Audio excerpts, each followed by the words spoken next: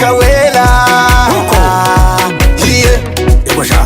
Si imbaraga zacu cyangwa ubwenge bwacu, ni imbaraga z'Imana n'umwuka wera. Umwuka ni sawa cyane, nawe ntuwuvemo, wibere mu mwuka, kiranuka uri mu mwuka, usenga uri mu mwuka, bwiriza uri mu mwuka, uririmba uri mu mwuka, wowe wibere mu mwuka.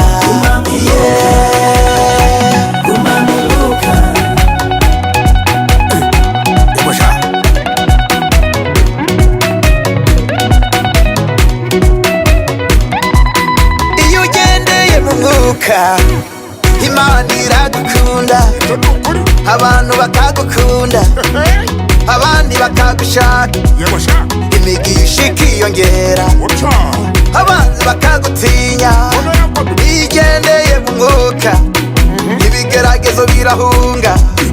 Iyo ugendeye mu mwuka, imyuka mibi irahunga, kuko dufite Imana ishoboye byose.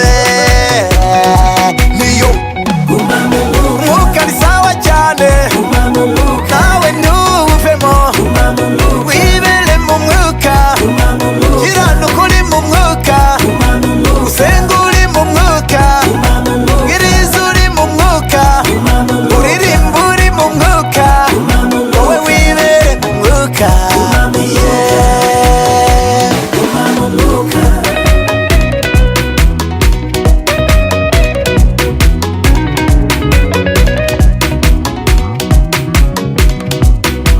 Dawidi aracuranga, imyuka mibi irahunga.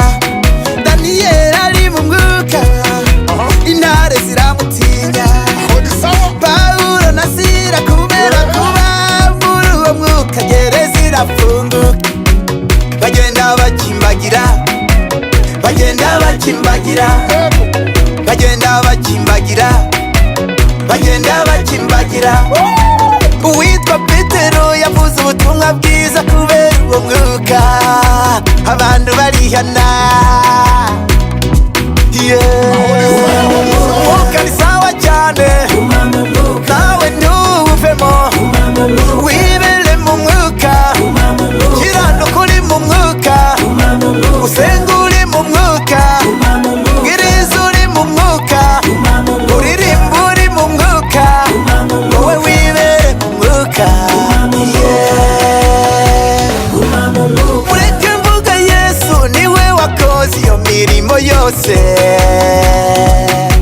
yitanze ku musaraba maze aradupfira, adusigira umwuka, ireherezaho amahanga ngo baze baruhure kubatwari.